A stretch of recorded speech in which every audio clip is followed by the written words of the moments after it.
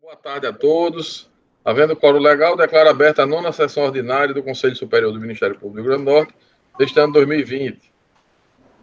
Em discussão e aprovação as atas das sessões anteriores, 8ª sessão ordinária e 3ª sessão extraordinária. Alguém tem algum questionamento ou observação sobre as atas? A observação que eu tenho é só que a ata foi muito extensa, 29 laudas. A discussão foi muito ampla. Só isso. Tá ok. Então, aprovadas à unanimidade, sigamos com a leitura do expediente. Passo para o secretário Felipe fazer a leitura. Foram distribuídas, no mês de agosto de 2020, 540 comunicações de prorrogação de prazo de conclusão de inquéritos civis, conforme expedientes disponibilizados na mídia digital da pauta virtual. Foram recebidas, no mês de agosto de 2020, 127 comunicações de arquivamento de procedimentos administrativos.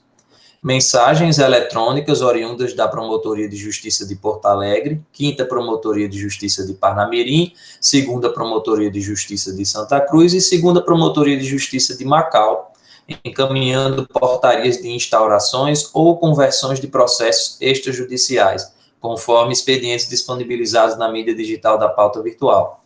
Nada mais, Excelência. Muito obrigado, Felipe. Nas comunicações da presidência, inicialmente proponho voto de felicitações aos colegas José Braz Paulo Neto e Raimundo Silvio Dantas Filho pelos aniversários a transcorrerem em 11 de setembro e 26 de setembro, respectivamente. Pergunto se todos aprovam. Aprovados à unanimidade os votos de felicitações, doutor Braz, doutor Silvio Dantas. Peço também ao colegiado que autorize a inclusão de matéria na ordem do dia referente à questão singela, que é a coordenação das promotorias de justiça de Areia Branca e coordenação das promotorias de justiça de Currais Novos. Alguma objeção? Não havendo, então, incluída na ordem do dia, passo à corregedora para as suas comunicações. Boa tarde. Felicito o doutor Braz, né, nosso adjunto. Doutor Silvio, no dia 26 do 9, né, doutor Silvio, não 25, 26 do 9, o aniversário, parabéns, muita saúde, continuem com a gente, né, sempre abrilhantando. Na realidade, eu só queria, hoje foi publicado um aviso da Corregedoria, reforçando a questão de que o trabalho remoto, que persiste na instituição, ele não exime o cumprimento do dever de residência na comarca. Houve uma consulta decidida a semana passada pelo Conselho Nacional, a consulta foi promovida pelo Rio Grande do Sul, Procurador-Geral do Rio Grande do Sul, e foi concluído dessa forma. Então, trabalho remoto na comarca de titularidade.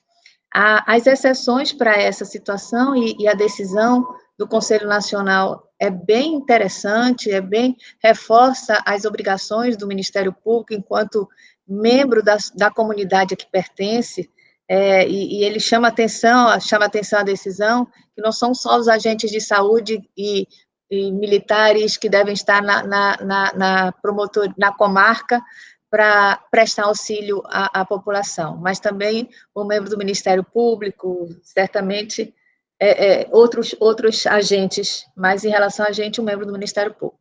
Então, desde a semana passada, nós encaminhamos para todos os membros essa decisão, já preparando a questão da residência na comarca, e nós vamos, então, a partir de então, fiscalizar, já estamos começando a fiscalização, para ver, retomar efetivamente o trabalho da forma como deve ser feito, ainda que persista o trabalho remoto.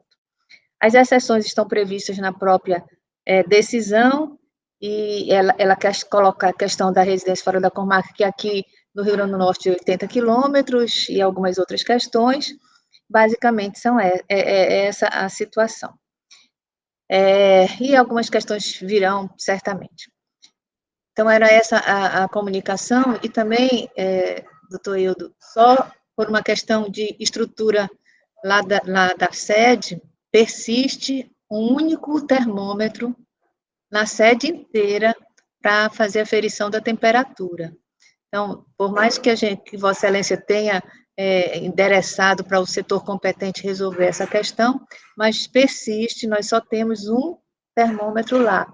Eu imagino que no dia que esse termômetro não funcionar direito, eu não sei, vai dar uma confusão, porque eu vou querer entrar às 7, e aí vai ser... Mas, assim, eu espero que isso seja solucionado logo, e pelo menos mais um termômetro chegue lá na sede para manter, né, a tranquilidade e as regras que Vossa Excelência mesmo, com sua equipe, estipulou. Apenas isso, Excelência. Muito obrigado, doutora Carla. Na realidade, primeiro assim, eu queria só lembrar que eu acho que eu falei 26/9, mas posso ter me enganado, porque aqui no meu roteiro está 26/9, o aniversário do doutor Silvio. Essa questão do termômetro, doutora Carla, a gente tem, inclusive, ainda alguma quantidade e sobra, não há falta lá não, na sede. Na realidade, temos acho que 6, e eu mesmo já falei com o Alex para comprar mais 14, para a gente ficar com uns 20 termômetros, inclusive porque algumas sedes a gente está mandando mais de um. Na verdade, só tem um lá hoje, porque a gente só está aferindo naquele local, na entrada. Não foi feita a aferição lá no portão, lá de baixo, porque se viu, primeiro não tinha necessidade, porque a entrada da sede está sendo única. Se só tem uma entrada, só precisa de um termômetro naquele local. Mas se o termômetro tiver problema, pode ter certeza que a gente tem termômetro como é que chama? Sobressalente, tem termômetro para substituir eventual quebra daquele. Excelência, eu só peço assim, se Vossa Excelência puder só confirmar essa sua informação, só para uma questão de... Porque a informação que chega para mim é diferente da que chega para Vossa Excelência. Como Vossa Excelência mantém um controle, o contato maior com a sua equipe, só para confirmar se de fato na sede tem mais de um termômetro. Apenas isso. Não, nós temos no almoxarifado termômetro sobrando. Nós temos termômetro sobrando. Lá em Parnamirim? Não, na realidade ele deve ficar até lá com um Alex na DADM, que é na frente da Procuradoria. Porque esses itens menores que estão sendo distribuídos como é que chama? De pequena monta, e alguns você fica até com ele mesmo. Então não tem dificuldade, se houver alguma quebra daquele termômetro, nós temos termômetros para substituir, pode ter certeza. Isso eu lhe asseguro, inclusive demandei a compra na quarta-feira passada de mais 14 para a gente ficar com algum estoque de termômetros, tendo visto que, inclusive, algumas sedes a gente justamente estava vendo a necessidade de que houvesse mais de uma entrada. Na Procuradoria é possível, é bem adequada a entrada única, mas em algumas sedes isso era mais complicado e, portanto, em algumas sedes foram 2 termômetros destinados para lá. Pode ficar tranquilo, esse termômetro, sinceramente, é uma questão até pequena, é entre 250 e 300 e poucos reais. Não se preocupe que não teremos problema por conta do termômetro. Eu vou levar um na bolsa, Excelência, por via das dúvidas, né? Porque quando eu chego lá, a informação é uma, aqui é outra. Eu vou levar um na bolsa. Mas teve alguma quebra, doutora Carla, do termômetro? Entrar. Faltou aferir a sua temperatura algum dia? Houve algum problema objetivo? Objetivo, não. A questão, na realidade... Não, entenda, deixa eu explicar. Então fique tranquila. Só existe um termômetro, Excelência. Na sede toda só existe um termômetro. É porque agora, lá só está sendo usado um, doutora Carla. A gente não deixa estoque na unidade, não. O estoque fica no responsável, que é a DADM. Ou que abre às 8 horas. Que abre às 8 horas, é isso? Só bom, Excelência. Depois a gente pode conversar fora da sessão. Eu agradeço. Pois não, Excelência. Muito obrigado. Passando as comunicações dos conselheiros, pergunto se o doutor Anísio Marinho tem comunicações. Sim, Excelência. Primeiro, também quero me congratular com os aniversariantes, né, que integram esse nosso colegiado, o colega Braz e o colega Raimundo Silva, que tenham os seus aniversários respectivos no decorrer deste ano, né, muita saúde, muita paz, né, e que as coisas continuem cada vez melhor para todos nós, e que tenham um feliz aniversário nos seus dias respectivos.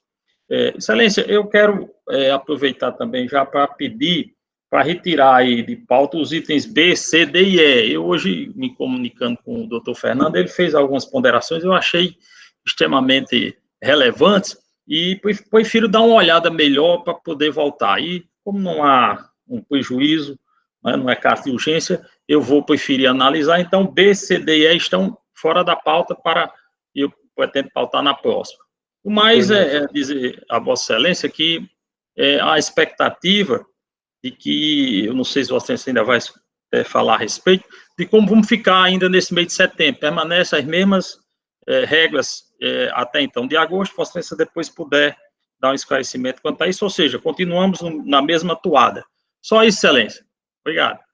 Muito obrigado, Excelência. Quando terminar as comunicações dos conselheiros, aí eu toco no assunto. Doutora Lourdes tem comunicações? Não, Excelência, só para parabenizar os colegas e desejar uma vida longa, muita saúde, a doutor Silvio e a doutor Braz. Pois não, muito obrigado, Excelência. Doutora Miriam?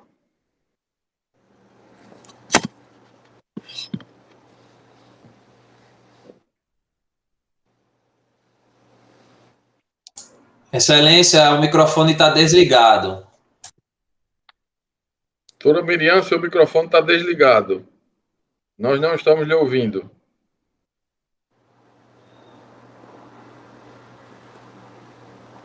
Ainda não, agora podemos lhe ouvir. Agora foi. Só realmente era ratificar os votos de parabéns para os colegas aniversariantes, Braz e Silvio, desejar tudo de bom, muita saúde, muita paz, todas as bênçãos de Deus para vocês. Só isso. Muito obrigado, doutora Miriam. Doutor Herbert? Excelência, também me acostar os parabéns a doutor Raimundo Silva e doutor Braz, dois excelentes procuradores de justiça. Desejo muita saúde, paz e felicidade. Um grande abraço. Sem mais comunicação, Excelência. Muito obrigado, doutor Herbert. Doutor Braz? Boa tarde a todos. Quero agradecer a cordialidade, né, pelas manifestações, pela passagem da minha data natalícia, né, e somente. Era obrigado, isso. Obrigado, doutor Braz. Doutor Fernando?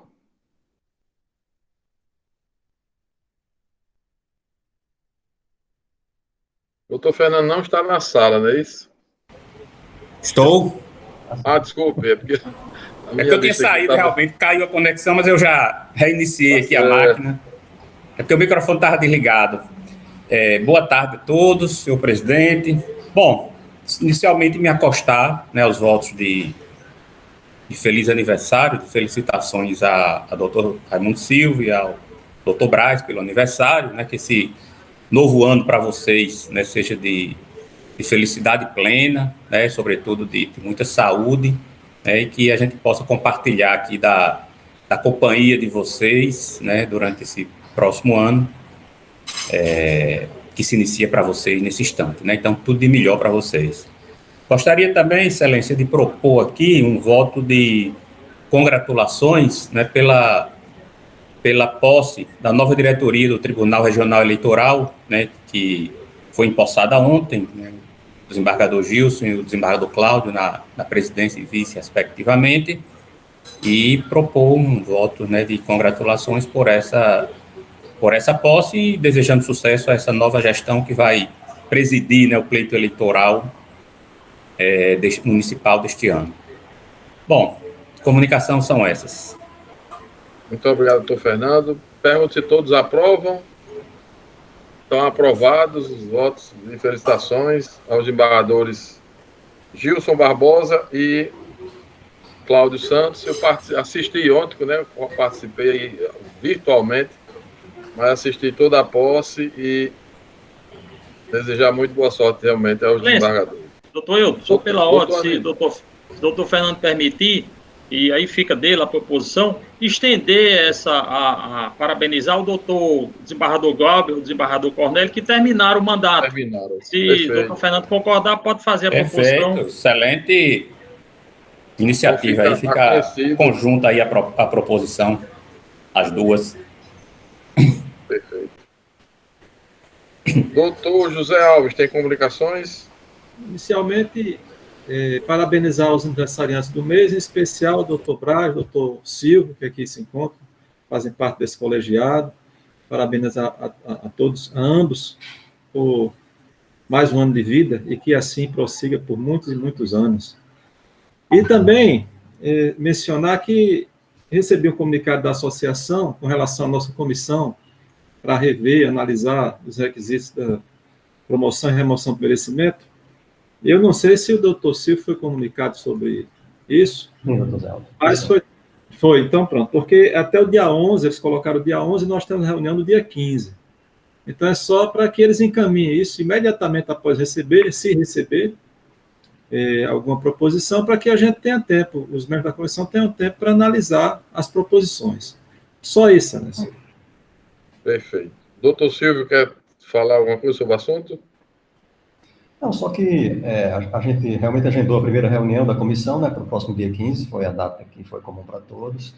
Então, no próximo dia 15, estaremos iniciando o nosso diálogo sobre as eventuais alterações na resolução. Conversei, né, com o Marcelo, presidente da associação, e ele falou sobre essa intenção de buscar opiniões dos colegas e contribuições. Achei que isso é muito positivo, obviamente, porque abre o diálogo, né? E eles comprometeram a enviar isso o mais breve possível, para que a gente possa, já na primeira reunião, né, inserir na pauta do nosso diálogo, do nosso debate. Perfeito. Muito obrigado, doutor Silvio. Doutora Naide, tem comunicações? Excelência, apenas para congratular aqui os colegas, desejar muita saúde, bênção e muita paz para o doutor Braz e doutor Silvio. Muito obrigado, doutora Naide. Doutor Silvio? Bom, eu vou agradecer, né, aos colegas pelas felicitações, aproveitar e felicitar o doutor Braz, colega de setembro, né? Então, assim, uma alegria muito grande viver esse momento, né, comemorar mais um ano de vida, tendo de presente essa oportunidade de estar com vocês no conselho, no colégio, aqui como procurador. É realmente um grande presente e eu continuo muito feliz com essa experiência, que ela, né, se prolongue realmente por muitos e muitos anos aí, se Deus quiser. Obrigado. Sim, eu quero saudá-lo também, que realmente por um lapso eu não fiz essa saudação e recebo com muito carinho, assim, e retribuo com o mesmo carinho essa sua lembrança, viu? Felicidade e muita saúde. Obrigado. Pois então, prosseguindo a nossa sessão, o doutor Anísio pediu informações sobre a questão da retomada. A gente tem tido pelo menos uma reunião semanal, às sextas-feiras, de avaliação a respeito da questão epidemiológica, entre outros aspectos envolvidos com a pandemia. Essa semana vamos ter um amanhã, quarta-feira e na sexta, tendo em vista que justamente estamos nessa semana avaliando a possível segunda etapa da retomada do MPRN. Essa segunda etapa, caso se confirme para esta semana, ela envolveria o retorno daquelas pessoas que coabitam com quem está em grupo de risco. Nós avaliamos a situação, né, em outros órgãos, outras instituições, e a grande maioria realmente não incluíam os coabitantes, e seria, portanto, se isso se confirmar, mais uma etapa, tendo certo que essas pessoas poderiam entrar no rodízio que os demais estão realizando, né, sem ter nenhum risco adicional. Nesses aspectos que temos avaliado semanalmente, a partir do dia 3 de agosto, que foi quando nós fizemos a primeira passo, né, primeira fase da retomada, eu pedi ao SBE que fizesse um gráfico para demonstrar, a partir do dia 3, exatamente se estava havendo algum tipo de incremento nos casos confirmados ou suspeitos, né, do MPRN.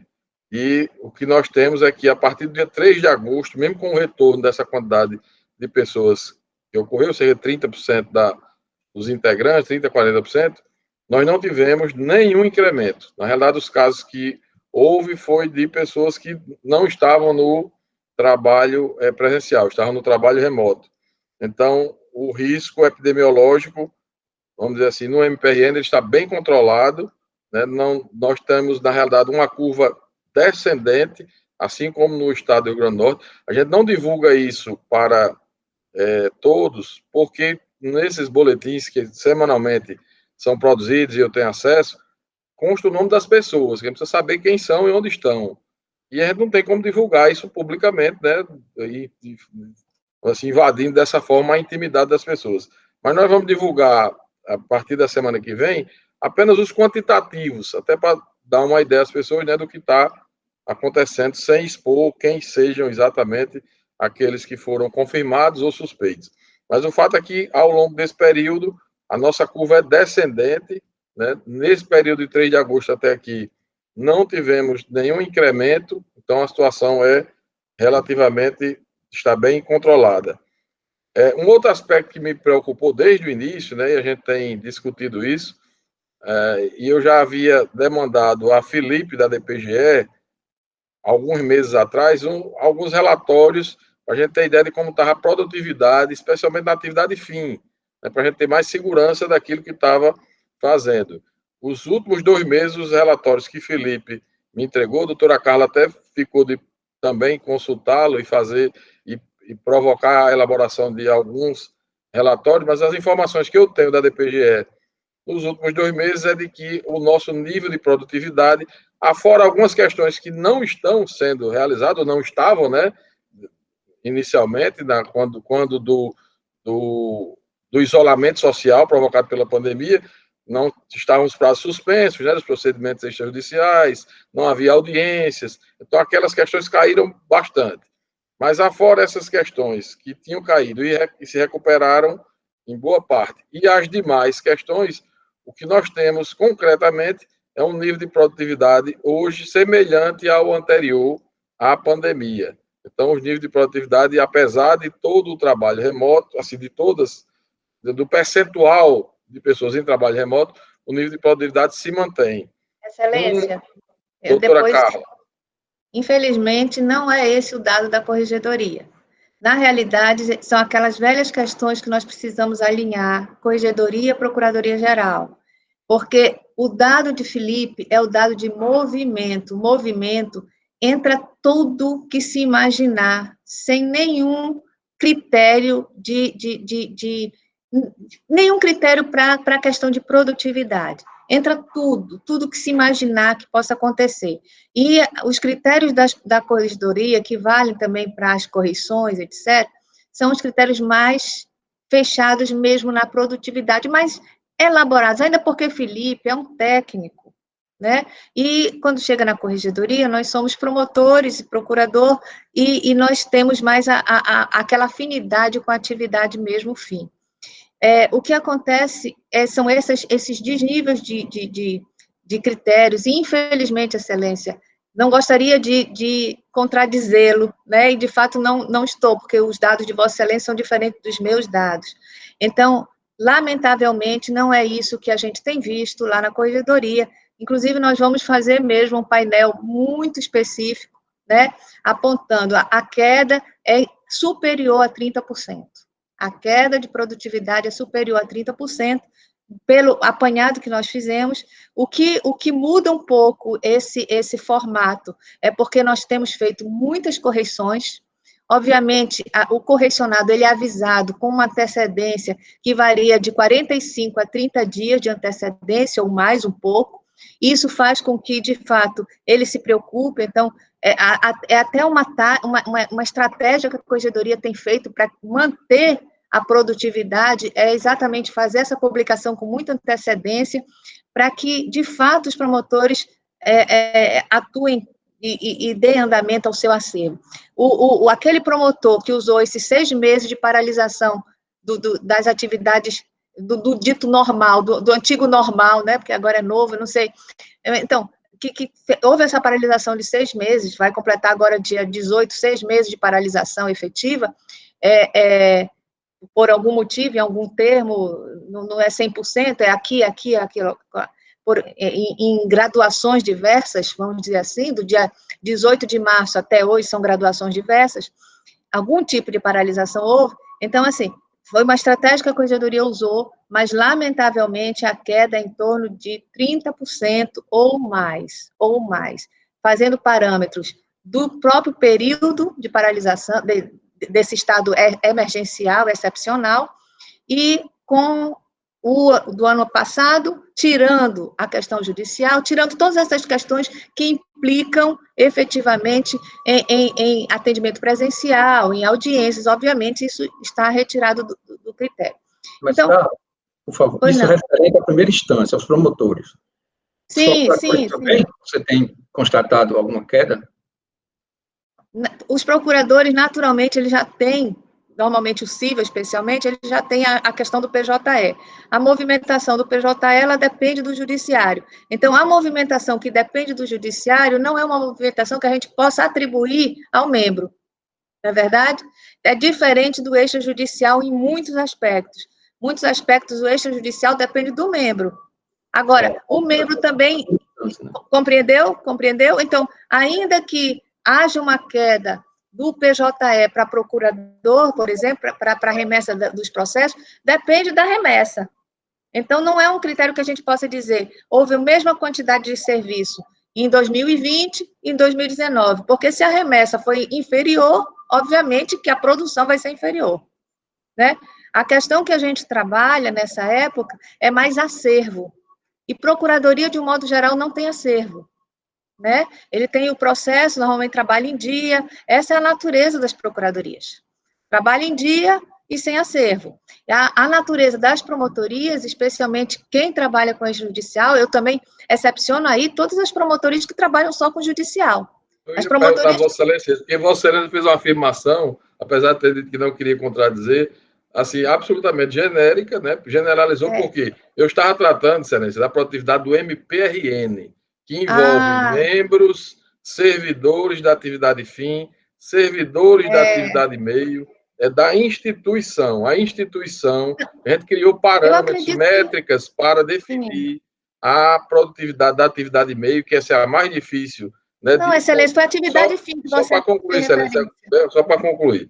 Então, eu estava falando de que a produtividade do MPRN, nas nossas avaliações, ela está semelhante, não quis dizer necessariamente igual, semelhante, porque algumas coisas, de fato, não tem como você comparar se você considera que houve uma paralisação da movimentação processual em determinado momento. Então, não tem como contabilizar aquilo.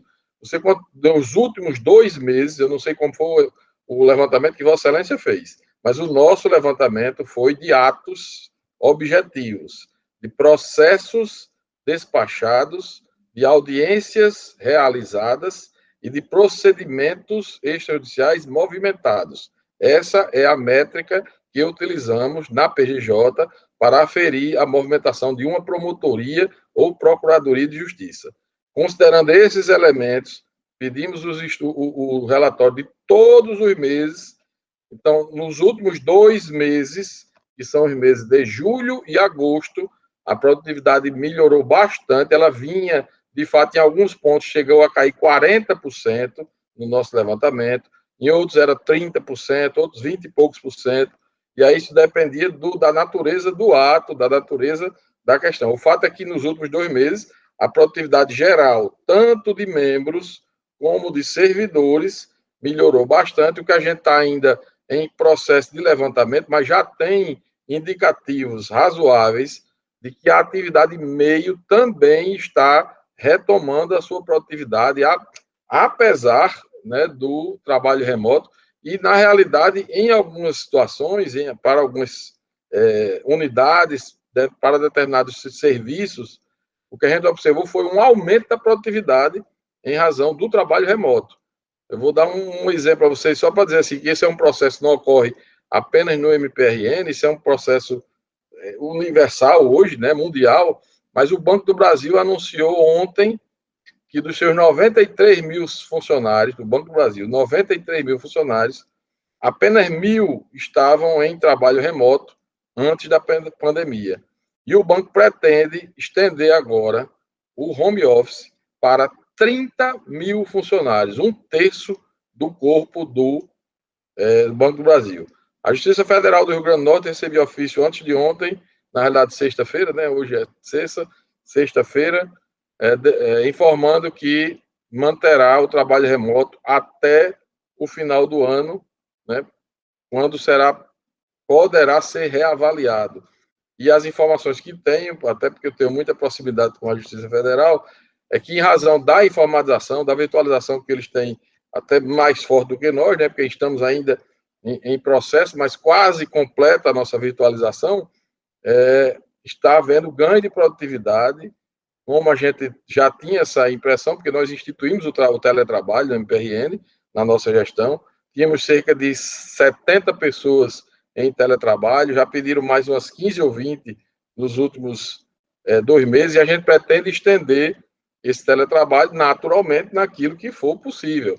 Está sendo, parece a métrica que a gente está estabelecendo, para saber o quanto vamos ampliar o teletrabalho, a primeira providência será uma entrevista, um formulário que será aplicado para todos os gestores, inclusive Vossas Excelências, procuradores que são chefes da sua unidade, promotoria de justiça, diretorias, todas as unidades, para saber, por exemplo, né, como considera que a sua unidade possa ter o trabalho totalmente remoto, parcialmente remoto, ou não é possível ter o trabalho remoto da sua unidade, como é que considera que tem sido a produtividade, né, dos servidores da unidade, como é que está sendo o acesso, quando há necessidade para aquele que está em trabalho remoto, de você se comunicar com ele, entre outras questões, todas essas para nos, vamos dizer assim, nos dar parâmetros, dar segurança para um processo de fortalecimento desse trabalho remoto, no nosso caso, nós chamamos na resolução teletrabalho, inclusive tem um percentual adicional de produtividade previsto, né, em resolução. Então, o que nós temos... Excelência. Só para concluir, doutora Carla, eu passo, eu devolvo. Então, o que nós temos de informação dos nossos relatórios, do BI a que temos acesso, e das consultas, e esses formulários estão sendo aplicados, é que nós temos hoje um nível de produtividade, nos últimos 2 meses, estamos recuperando o nível de produtividade anterior à pandemia. Doutora Carla. Excelência, obviamente que eu só me referi à atividade fim, ainda porque no início da fala de Vossa Excelência se restringiu à atividade fim. Depois da minha intervenção, então, se eu compreendi equivocadamente, obviamente que a Corregedoria só tem...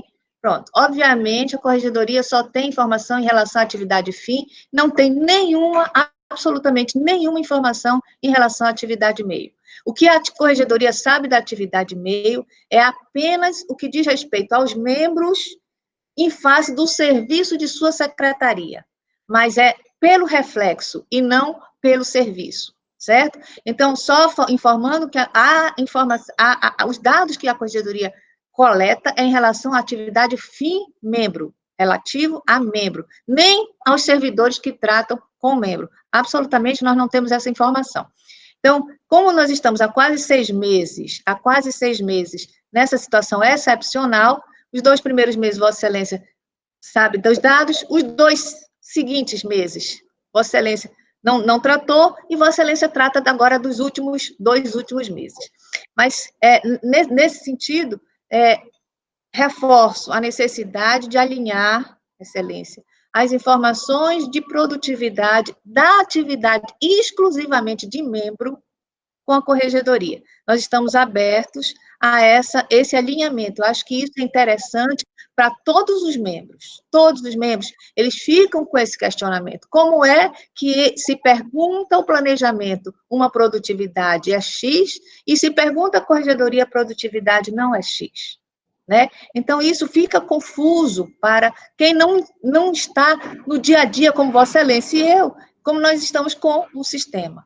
Então, se Vossa Excelência se disponibilizar, a Corregedoria está completamente aberta para a gente alinhar o que, de fato, para a atividade fim de membro, vamos deixar bem claro que é o espectro de atuação da Corregedoria, certo? Seria muito interessante para toda a instituição membro, certo? Dos membros, interesse dos membros alinhar essa questão. Então, só para concluir, né? Não falo em absolutamente nada, inclusive servidores que tratam com membros. Então, nós não temos essas informações. Perfeito, doutora Carla. Então, acho que a gente até pode avançar nisso, é importantíssimo mesmo que haja esse alinhamento, eu não tenho nenhuma dúvida. Doutor José Alves. Eu quero fazer aqui uma observação com relação a uma matéria que nós discutimos há pouco tempo, a criação de cargos. Até a doutora Lourdes levantou uma dúvida que é muito pertinente. Eu estou verificando aqui no regimento interno e há uma previsão para a competência da Comissão de Assuntos Institucionais e Defesa de Prerrogativas Institucionais, para tratar de matérias, aí, item B, proposta orçamentária anual do Ministério Público e projetos de criação e de extinção de cargos e serviços auxiliares. Bom, aí nós vamos para a comissão agora nossa, a comissão que eu integro, doutora Lourdes, doutor Silvio, Fernando, doutora Naide, diz o seguinte: a Comissão de Regimento, Normas e Assuntos Administrativos tratar de matérias relativas a item B, elaboração de proposta do Colégio de Procuradores de Justiça referente à criação de cargos e serviços auxiliares. Então, é importante deixar muito claro de quem é essa competência, porque eu não entendi bem como funciona isso. Se essa proposta aqui teria que ser elaborada de competência.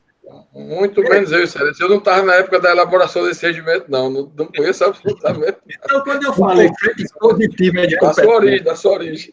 Quando eu falei que era de competência da Comissão de Normas, é porque eu tinha visto essa previsão da criação de cargos e serviços auxiliares, mas fui verificar agora que a Comissão de Assuntos Institucionais e Defesa de Prerrogativas também tem essa previsão de uma forma bem específica. Então, é importante que a gente defina para verificar que proposta seria uma proposta do próprio colégio, não viria do procurador-geral, que integra o colégio. Deixar isso bem claro. A iniciativa é do procurador, né, para criar. Ele encaminha. Mas ele é integrante. Mas ele é integrante. Mas a proposta é de iniciativa do procurador-geral. Para analisar, tem que definir. Né? Como ele é integrante do colégio, então seria... Aí vem essa questão do choque. Né? Seria uma proposta do colégio? Não. O procurador-geral é integrante do colégio. Bom, mas isso aí é apenas para, quando for analisado, dirimir se realmente é da Comissão de Assuntos Institucionais ou da Comissão de Regimento e Normas. Só isso, Excelência. Pois não, doutor Alves. Muito obrigado. Então, vamos. Na ordem do dia, a primeira questão foi incluída, né, por autorização de Vossas Excelências, a coordenação das promotorias de Areia Branca. Indicação do promotor Diogo Augusto Vidal Padre para coordenador, no período de 6 de setembro de 2020 a 5 de setembro de 2021. Todos de acordo? Estão aprovados à unanimidade.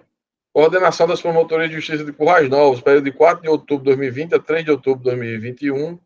Indicação do promotor Edgar Jurema como coordenador e da promotora Fádia Rayane como substituta. Pergunto se há alguma divergência.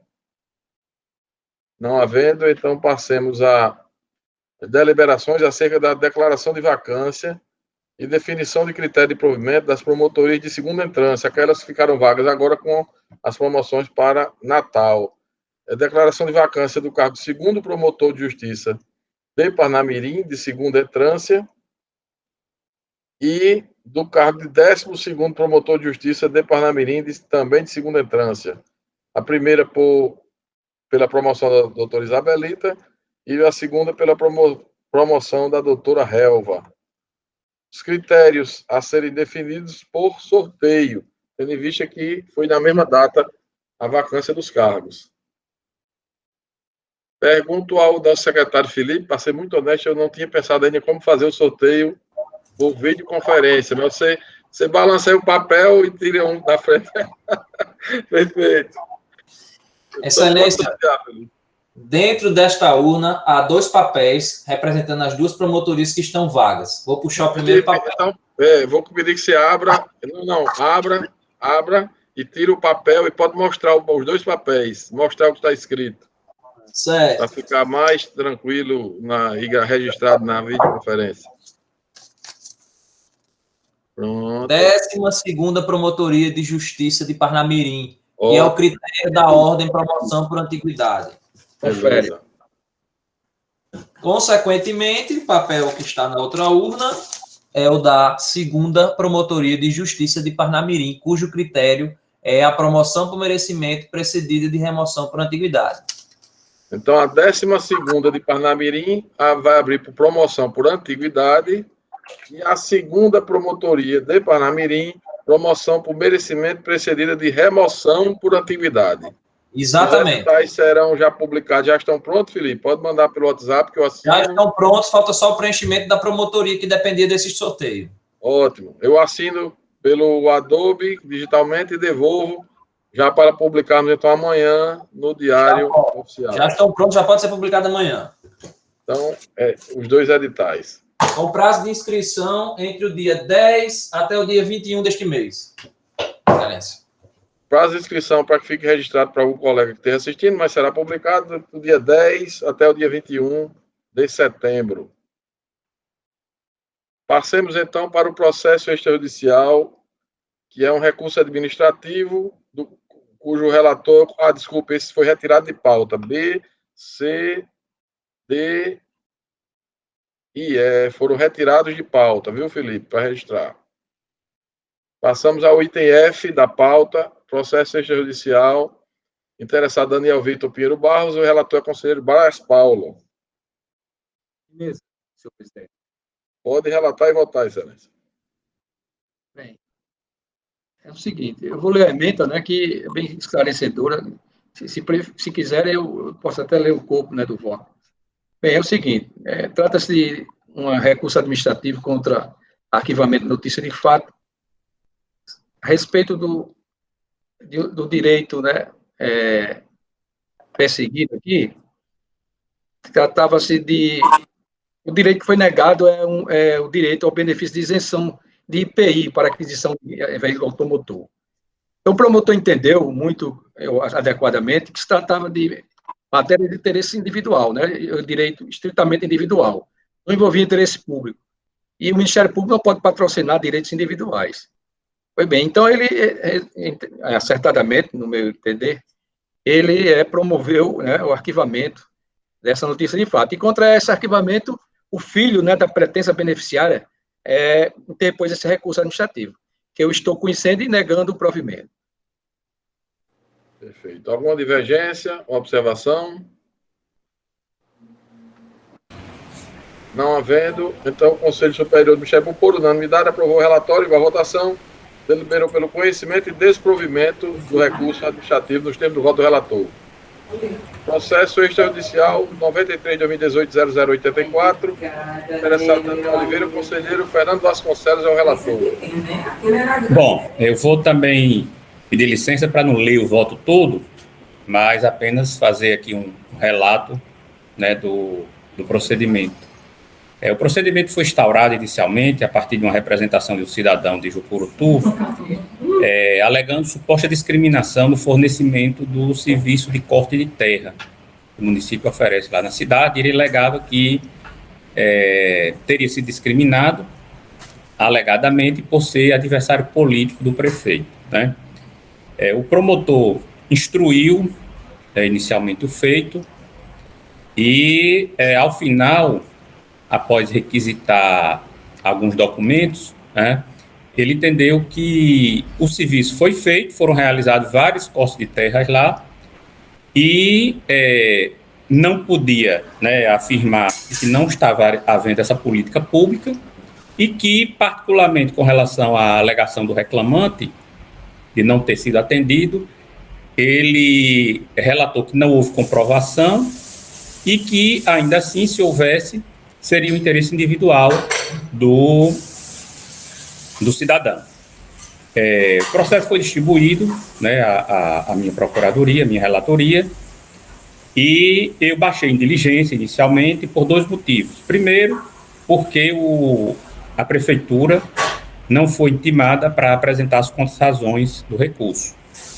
E segundo, né, para que o promotor esclarecesse, aí já uma diligência, se foi averiguado a existência de uma regulamentação mínima dessa política de corte de terras, né? Porque, embora o interesse, né, no meu entender, fosse individual, inicialmente, mas, na medida em que houvesse, né, uma discriminação de um ou qualquer cidadão por questões políticas, haveria aí desvio de finalidade e haveria violação ao princípio, né, da impessoalidade e da moralidade administrativa. Então, o processo retornou para a promotoria de origem, de Jucurutu, e a prefeitura apresentou as contas razões, argumentando, né, e juntando documentos de que em 2018, esse cidadão que reclamou, né, em janeiro, foi atendido, em junho, se eu não me engano, mostrou a comprovação, explicou que esse serviço é feito mediante cadastramento prévio nas comunidades rurais e que em 2020, esse ano, esse cidadão não apresentou também nenhum requerimento. Então, havia apresentado em 2018, foi atendido, juntou a documentação e, dessa maneira, não é, eu estou comprovado que não houve discriminação e comprovado que o serviço tem uma organização, né, uma seleção, há critérios para o fornecimento, não há, portanto, não é um atendimento subjetivo aos interessados, mas há todo um planejamento, a prefeitura juntou a documentação, e aí eu estou negando provimento ao recurso e mantendo o arquivamento, não pela inexistência, não é, não por se tratar de interesse individual, né, para mim isso foi superado, mas pelo fato não ter acontecido, a discriminação não ter acontecido. Então, eu estou desprovendo o recurso, né, e estou homologando a promoção de arquivamento automaticamente do promotor. Perfeito. Alguma divergência ou observação? Não, então o Conselho Superior do Ministério, por unanimidade de votos, conheceu e desproveu o recurso administrativo dos termos do voto do relator. Excelência, pela ordem. Só quanto a essa questão recursal,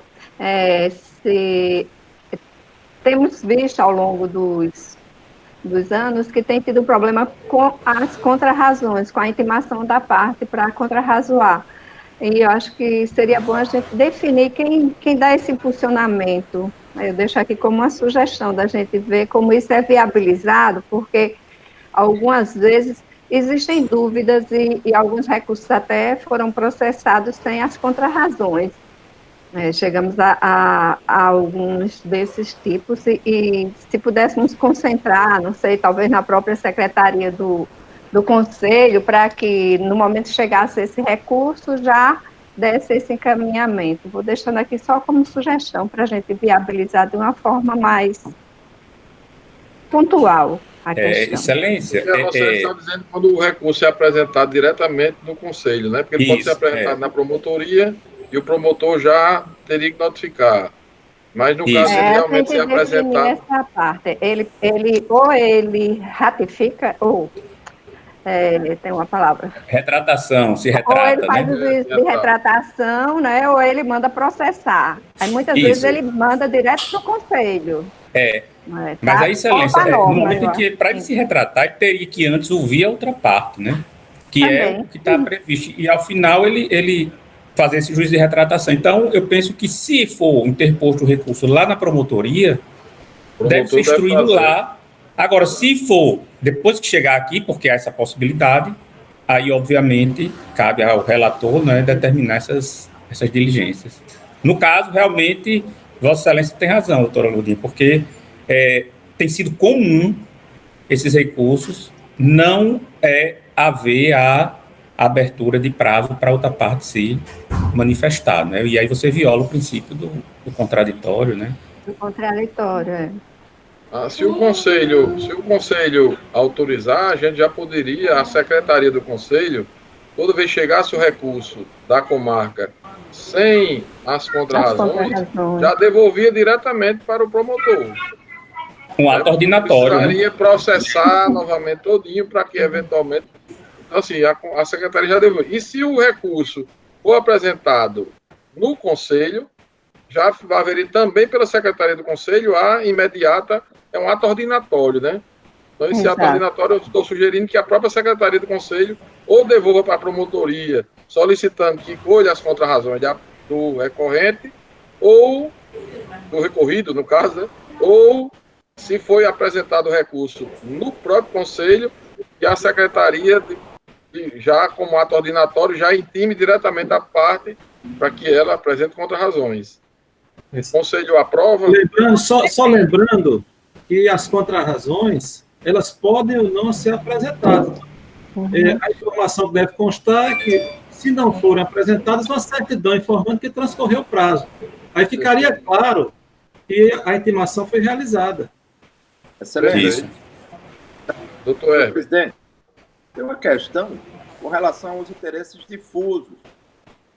Interesse difuso, certo? Muitas vezes o cidadão faz uma representação, dá uma notícia, algo assim, se instaura o inquérito, e daí porque na seara administrativa abre a possibilidade do próprio promotor de justiça rever seu próprio ato, certo?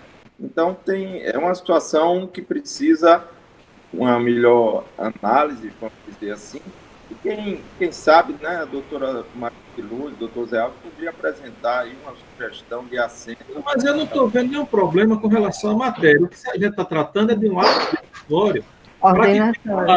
Um ato ordinatório fique claro, porque o prazo para as contrarrazões é para qualquer interessado. O próprio regimento menciona interessado, né? Pode ser qualquer um que interesse, pode ser difuso, coletivo. Então, o que importa para o conselho, me parece, que é que não, doutor. No caso de direito difuso, o que normalmente se faz é a publicação, uma espécie de edital, né? Para saber se algum interessado pretende. A secretaria do conselho podia fazer também.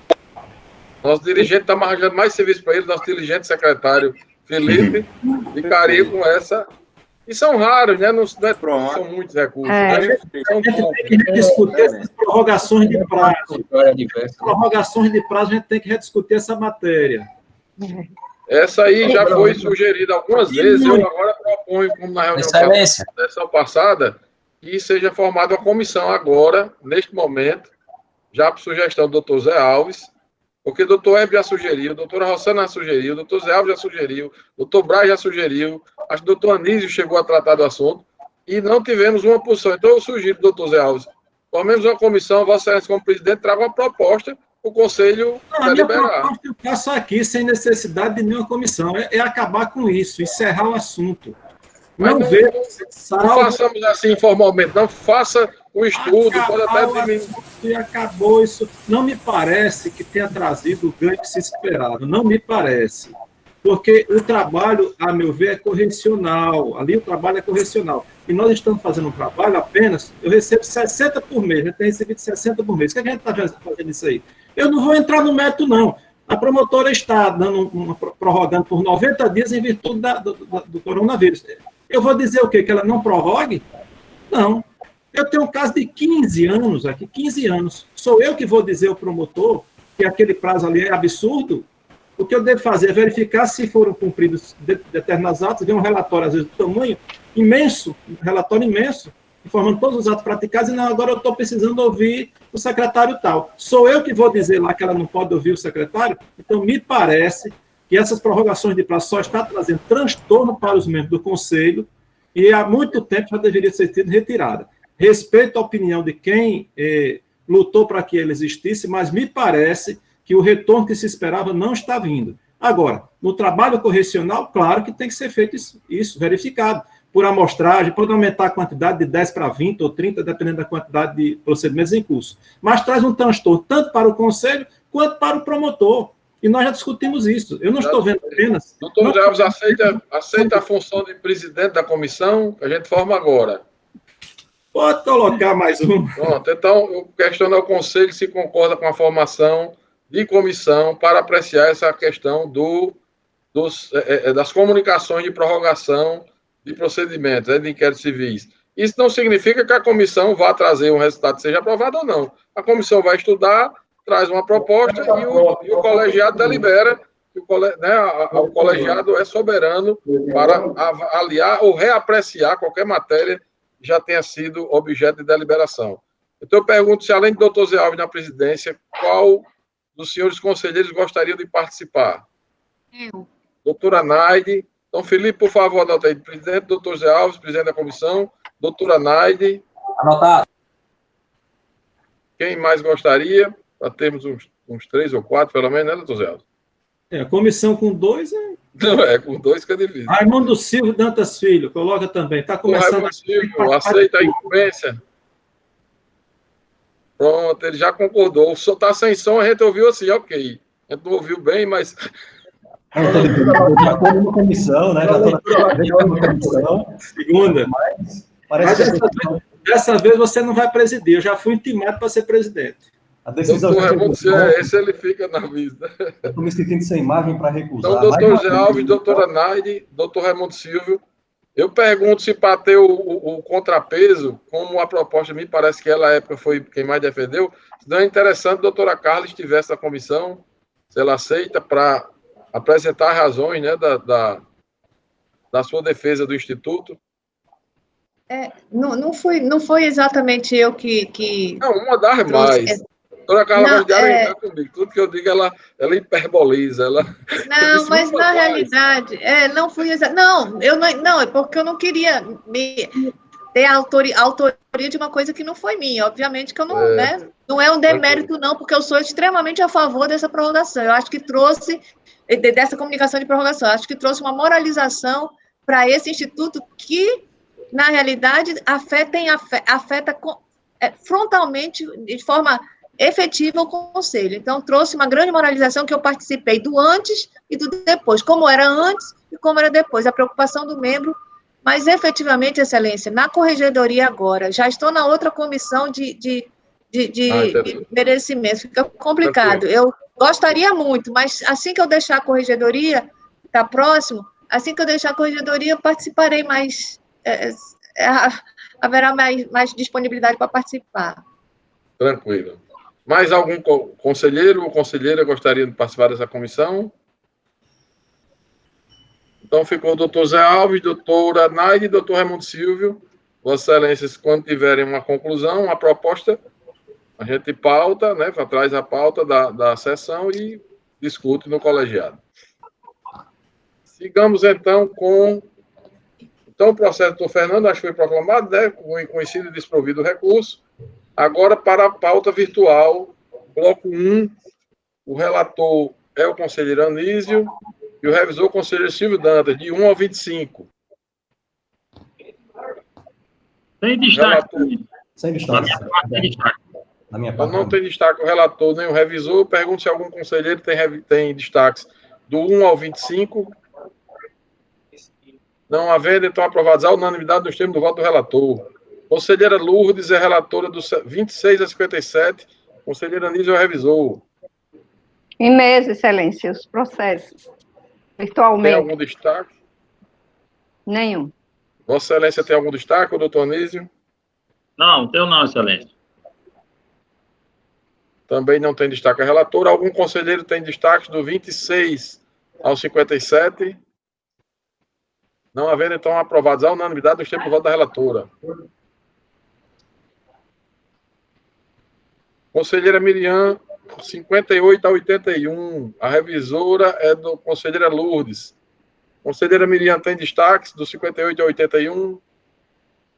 Não, Excelência, sem nenhum destaque. A revisora tem destaques? Tenho não, Excelência. Nenhum destaque. Obrigado, Excelência. Dos demais conselheiros, do 58 a 81, tem destaques? Não tendo aprovados à unanimidade nos termos do voto da relatora. Conselheiro Herbert, 82 a 144. E a conselheira Miriam é revisora. O relator tem destaques? Excelência, não tinha, mas doutora Miriam, no início da sessão, me passou aqui 4 destaques. O 104, o 119, 123 e o 143. 2 deles, o 104 e o 123, um é um processo administrativo, o outro é a notícia de fato, em que o promotor entende ser competência de outro, do promotor de justiça da comarca de Catolé do Rocha, com relação ao processo número 104, e o outro do Ministério Público do Trabalho, com relação à notícia de fato, o processo número 123. Doutora Miriam me chamou a atenção porque eu, no caso aqui, votei para que seja remetido a esses órgãos do Ministério Público. Mas a doutora Miriam me alertou aqui que essa matéria não deve vir para o Conselho, porque não se trata de inquérito civil ou procedimento preparatório, somente nessas duas hipóteses que se submeteria ao Conselho. Eu até indaguei, e por analogia, disse, não, mas não tem previsão na lei, então uma análise restrita à lei, seria não conhecimento, ok? 4, procedimentos administrativos, né? O 104, 119, 123, 143. Todos pelo não conhecimento, é isso? 104 é um PA. PA. Não, o 104 e o 123, não conhecimento. Porque o promotor pode remeter direto, sem precisar vir para o Conselho. Certo. Tem o 119, vamos examinar individualmente aqui. O 119 é um inquérito civil em que o promotor diz que tem outro inquérito tratando da matéria em melhores condições. Então, eu entendi que deveria ser apensado ao outro inquérito que está melhor, está mais condizente para apurar os fatos, certo? E aí, de uma certa forma, aplicando o 17, o assento 17, o 119. Doutora Miriam, poderia me dar uma luz aí com sua sempre elegante conhecimento? Por favor. Deixa eu fazer uma proposta, só para a gente ir vencendo um por um, porque senão pode confundir. Vamos primeiro, então, Vossa Excelência está reajustando o voto no 104 e no 123 para não conhecimento. Não é isso? E monocraticamente devolver, porque é notícia de fato, é? Trata-se de notícia de fato, é isso? Decline notícia de fato. Um é um PA e outro é uma notícia de fato. 104. Procedimento administrativo, né? Como? Aí a resolução 126 não prevê, nesses casos, que o promotor mande para o Conselho para referendar. Pelo crivo do Conselho. Tem de ser o procedimento preparatório, né? Tem que passar pelo não conhecimento, porque é procedimento administrativo, não é isso? Exato. Não é investigação. Civil, né? Então, 104, todos de acordo, para a gente vencendo um por um. Eu quero só 104, todos de acordo com o não conhecimento. Eu quero um esclarecimento só. Doutor José Alves. Está meio confuso aí, porque o doutor mencionou um fato, depois mencionou outro. Aí eu não sei qual é o que está sendo tratado agora. Mas 104. Eu estou vendo o assento 19, que é com relação à remessa de um procedimento que não é de atribuição de uma promotoria. E o assento 19 faz referência à unidade do mesmo Ministério Público, e me parece que ele falou que é de outro Ministério Público, do Estado da Paraíba, se não me engano.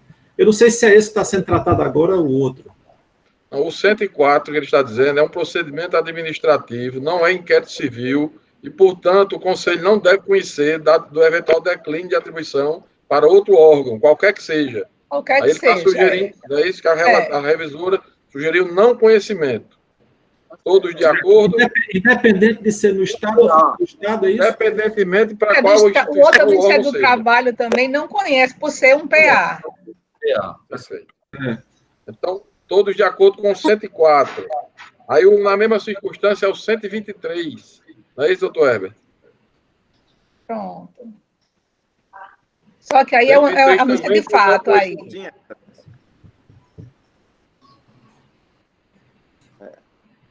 É a mesma coisa. O microfone do doutor Herbert está... Dá um estalo. Ok, todos de acordo com o não conhecimento do caso de notícia de fato ser remetida para outro órgão. Não há previsão, não é isso, doutora Miriam, na resolução para notícia de fato. Ela não gerou ainda a instauração de um procedimento, é apenas uma notícia, um documento qualquer, né? Ok. Burocraticamente, né? Todos pelo não conhecimento ou alguma divergência? Não conhecimento. Não conhecimento. Bom, não havendo mais manifestações, todos concordaram, então, de não conhecer do 104 e do 123. Aí explica a situação, doutor Herbert. O 119 foi porque ele poderia pensar um outro inquérito civil, não deveria vir para o Conselho, aplicando o assento 17, não é isso? Excelência. 119. O 119 seria qual o número do processo, exatamente, doutor Herbert? O 119. 115/2007/0003. Pronto. O Excelente já estava aplicando o assento 17, né? Aí, doutora Miriam, a observação que eu fiz é o seguinte, o promotor, quando ele pediu a promoção de arquivamento, ele disse que esse inquérito que ele está fazendo a promoção, ele está com dados totalmente desatualizados e não seria úteis anexando ao que também estava tramitando, porque ia ser mais um documento desnecessário. Está desatualizado, está totalmente defasado as informações contidas nesse inquérito. Aí ele promoveu o arquivamento. Eu acho que conhece e realmente homologa esse arquivamento. Perfeito. Não precisava anexar. Doutor Herbert, reajusta o voto. O meu voto foi para...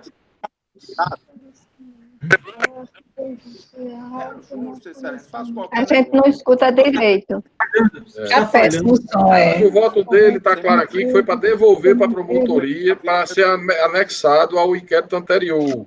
Sim. E a doutora Miriam está sugerindo que seja homologado, porque o promotor considerou que aqueles documentos são imprestáveis. Eles não acrescentariam nada em ser anexados ao outro procedimento. E me parece que o assento 17, e essa dessa interpretação que a doutora Miriam está dando, só se aplicaria se ele fosse útil. É com a regra do arquivamento. A minha preocupação é porque o arquivamento... Não conhecimento. Doutor Herbert, infelizmente, nós não estamos lhe ouvindo. O cabo internet. Desligue a câmera, talvez fique só com o áudio, talvez dê certo. Só o áudio? Só o áudio ainda. Doutor Herbert, desliga a câmera para ver se melhora o som. Porque a internet melhora sem o vídeo. Claro, falando não adianta. Melhorou. Complica. Melhorou. Okay. O procedimento foi instaurado em 2007. Tinha por finalidade apurar eventuais irregularidades encontradas na edificação onde funciona o núcleo de assistência médica, localizado na Avenida João Medeiros Filho, certo? De modo a permitir o acesso e circulação de instalações de pessoas com deficiência ou com mobilidade reduzida. Posteriormente, foi instaurado um outro inquérito para apurar as condições de acessibilidade em todo o prédio da ala feminina do complexo penal. Então, se torna mais útil, eu não vejo pelos documentos, eu digo pelo objeto dos dois, eles se fundem, sendo que o atual, o mais moderno, o inquérito mais moderno, ele é mais abrangente. Ele está, vamos dizer assim, está em melhores condições para a investigação. Mas é algo que vem desde 2007, sem fim. A minha ideia é pensar esse antigo ao novo, porque é possível que de lá se extraia algum elemento que seja útil à investigação. Simplesmente dizer que está velho, que não tem mais utilidade, tudo bem, eu posso, sem problema, não quero divergir da minha revisora, que está preocupada com o que foi dito pelo promotor. Mas eu digo que eles se em termos de objetivo. Acredito que na realidade era o caso realmente se anexar. Mas nesse caso específico, o promotor disse expressamente que os dados estão defasados, já houve reforma nesse prédio, já houve muita coisa, e aqueles dados contidos naquele inquérito não serviriam mais. Então, seria mais juntar papel aí, no caso. Então, acho que... Doutor Herbert, e o outro é mais abrangente, vai ver tudo, realmente, o prédio todo. Eu acho que é mais... Olha, mais eficiente dessa forma. Mas também... Talvez esse seja um caso de não conhecimento, envia para o promotor e ele decide lá o que vai fazer. Se ele achar que deve apensar, ele apensa. Se ele achar que não deve apensar, ele faz o arquivamento, já que a matéria continua. Mas ele já fez, doutor Silvio. Ele já disse que não tem necessidade. A proposta da releitura é homologar, porque ele já Ele fez o arquivamento de uma matéria que está sendo investigada em outro procedimento, não é isso?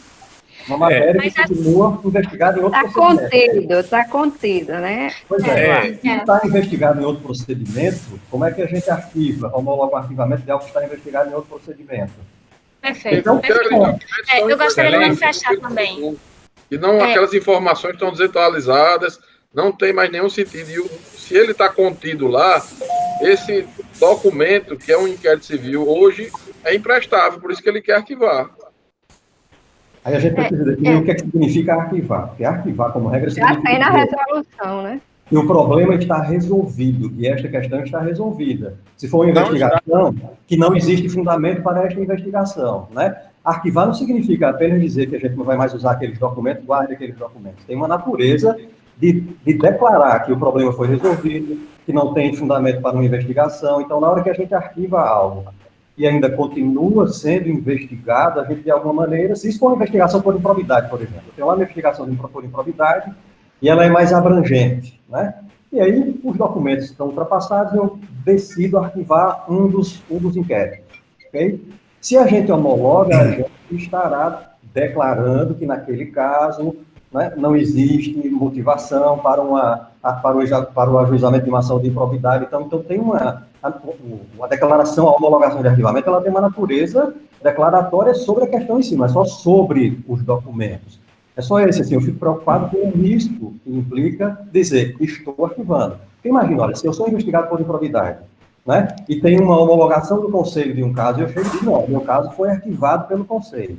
Ainda que a gente esteja dizendo apenas que é uma questão de documentação, porque a investigação continua, mas isso tem um efeito de imunização, de uma certa maneira, especialmente para alguém que pega isso como um documento, né, e anuncia, mesmo que a investigação continue, isso dá margem para se anunciar. Então, uma forma de resolver talvez seja, né, já que continua a investigação, ela tem um outro procedimento mais abrangente, né, eu estou arquivando algo que ainda está sendo investigado, então, é uma hipótese aqui, né, para a gente analisar. Seria um não conhecimento. Quando a gente retorna, o promotor é que decide o que ele vai fazer, como é que ele vai arquivar, né? Lá na promotoria. Então, ele pode mandar pensar, se ele entender que os documentos são úteis para a investigação que continua, mas se ele entender que não são úteis, ele pode no despacho colocar a documentação existente não é necessária, portanto, né, determina o arquivamento, considerando que a matéria continua objeto de um procedimento. É da mesma forma, viu, Silvio, como acontece com a duplicidade de objeto, né? A gente não conhece. Exatamente, é isso bom. A duplicidade de objeto, eu concordo. E a gente, o mais antigo, né? É anexado ao mais novo, não é o mais novo, entendeu? É anexado ao mais antigo, aquele caso. É caso de objeto e partes, aí não... Eu concordo mais com o revisor do que com a sua proposta, doutor Silvio, porque há uma instauração, há um registro, houve todo um trâmite. O objeto foi quem ficou sem sentido. Nesse momento, se ele não tivesse instaurado o outro, ele podia arquivar aquela investigação, porque os elementos não tinham mais condições de subsidiar uma ação civil pública, não ia ter mais nenhuma serventia. Mas se ele voltar para lá, isso vai ficar em aberto, a instauração. Então, a decisão do Conselho como órgão revisor dos arquivamentos, nesse caso, eu acho que fica mais consentânea com a juntada ao anterior, mesmo que não vá, digamos, perderam a atualidade desses dados, né? Só fazer uma consideração. Só um segundo, tá? Doutor Silvio falou do arquivamento de mérito, né? Aquele que você aprecia o objeto e faz um juízo de valor sobre o mérito da questão. Mas não existe arquivamento de inquérito civil apenas apreciando o mérito, não. O arquivamento de inquérito civil pode ocorrer porque perdeu o objeto, perdeu a linha investigativa. Pode ocorrer o arquivamento porque perdeu o objeto, pode ocorrer o arquivamento porque o fato originário já não existe mais. Então pode ter muitos submete a motivos. quem? Ao Esse é um dos motivos para o e submete os arquivamentos ao Não é conselho. o caso Então, É isso que ocorre nos arquivamentos. Vai para então o é órgão arquivamento sem revisor. análise de mérito, certo? Esse caso não está eu havendo gostaria análise de de falar. mérito. O promotor pediu o arquivamento porque aquela documentação é imprestável. Ele não pediu arquivamento porque a situação está resolvida. Ele diz, não, a situação está sendo avaliada em outro, mas esse inquérito civil, número tal, que tem uma autuação, tem um registro, está lá no EMP, tem todo o seu histórico, ele tem que ter uma solução sobre aquele documento. Ele não pode rasgar esse inquérito, né? Porque não tem mais nem como rasgar, que está no EMP já, é digital, né? Então, assim, ele tem que ter uma adesão do conselho autorizando ele a jogar fora, a descartar aquele documento. Mas se existe uma correlação, Vamos, outro processo investigativo, se existe uma correlação, é a anexação, rapaz. Aí isso que é mais não abrangente. tem necessidade de anexar aquilo que não tem serventia. É só para juntar, causar tumulto processual no outro procedimento. Utilizado posteriormente pelos investigados. Não, ele está dizendo que... Doutor Braz, licença. No caso específico, era para ver a acessibilidade de um determinado, não sei. Só que nesse local já houve reforma, já houve modificação, já houve tudo. Desde o tempo que começou esse inquérito, já faz muitos anos, eles que não... O que tem, aqueles elementos que tem lá, não servem hoje porque não corresponde à realidade, entendeu? Então, para que juntar com esses autos que está tramitando com um objeto mais abrangente? Qual a necessidade? Ele ponderou isso e eu achei que realmente faz sentido. Eles que não se fazia uso de sua anexação ao inquérito, que está tramitando. Então, faria a aprovação do arquivamento dele e o outro tramitaria com... Mas se houver o menor ponto de interseção, deve se preservar, eu creio. Eu entendo assim. Ainda que haja um pequeno ponto de interseção, deve se preservar. Certo? É melhor votar, excelência. Então vamos a Eu gostaria de falar. Doutora Naide, eu também gostaria depois de discutir. E eu também. Naide, depois do doutor Fernando. Eu acho assim. Eu acho assim, se há na hipótese conteúdo e continente, embora a prova apurada nesse agora que está sob exame não seja lá útil, mas se ela é conteúdo da outra, a gente não poderia simplesmente finalizar aqui e homologar, porque senão é como se eu estivesse, inclusive, homologando parte do que é do continente, certo? Então, eu acho que homologação de jeito nenhum. E acho que as posições do Dr. Herbert e do Dr. Silvio são muito semelhantes. Só que o Dr. Herbert entende que deve dizer que ele vai juntar, que vai anexar, e o Dr. Silvio diz que ele não necessariamente vai juntar. Eu acho que caberia ao conselho dizer se ele vai anexar ou não, mas simplesmente não conhecer. Por que não vai conhecer? Porque isso aqui, essa matéria aqui, ela faz parte de um outro, que agora no outro a investigação está avançada. Nesse aqui eu simplesmente não conheço. Mas aí alguém falou aqui, olha, mas e aí? Então não pode finalizar? O que é que o promotor vai fazer? Não, vai finalizar como acontece a finalização do PA, como acontece a finalização da notícia de fato, como acontece qualquer finalização aí de procedimentos que o conselho não conhece. Ele simplesmente termina com o arquivamento do promotor. Quando ele receber o não conhecimento do conselho, se ele receber essa decisão, ele simplesmente vai fazer com essas peças o que ele quiser. Se ele achar que é útil, ele anexa. Se ele achar que não é útil, arquiva na própria promotoria, como se faz em todo caso de procedimento que não é conhecido. Só para o conselho não conhece, quando volta, ele vai fazer o arquivamento na própria promotoria. Simples assim. Doutor Fernando. Relator. Não, Fernando, vá.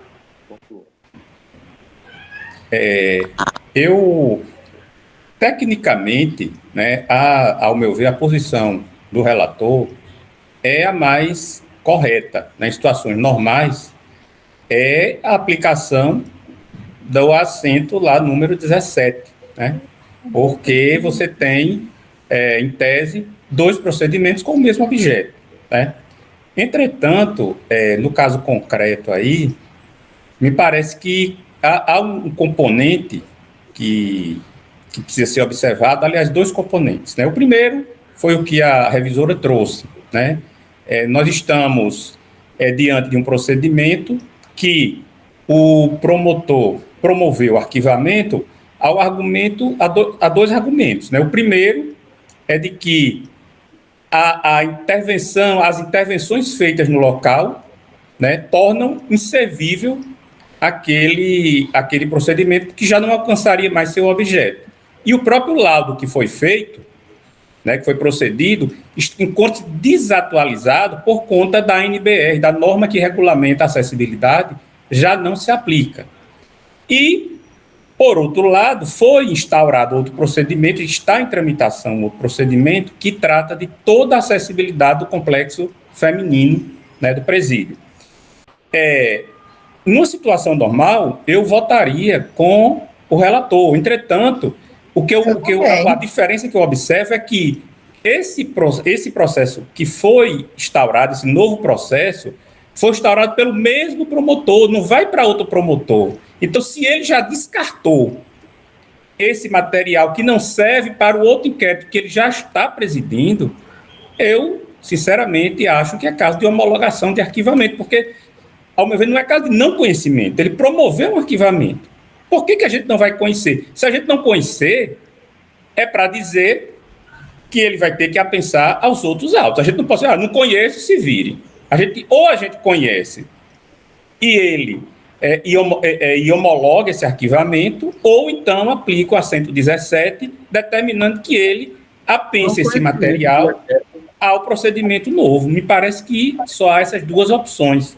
E pela situação prática mesmo, né, de não burocratizar, de não tornar um inquérito civil com milhares de partes sem necessidade, já que o mesmo promotor é quem vai presidir, eu voto já adianto meu voto aqui com a revisora, no sentido da homologação da forma como foi trazida pelo promotor. Pergunto só ao doutor Herbert, antes de prosseguir, se ele pretende ou não reajustar o voto, porque já resumiria, eventualmente, uma parte da discussão. Eu quero reajustar meu voto, mas com a devida venda da revisora, eu quero reajustar nos termos do professor Raimundo Silva, porque dá mais liberdade ao promotor de justiça, ok?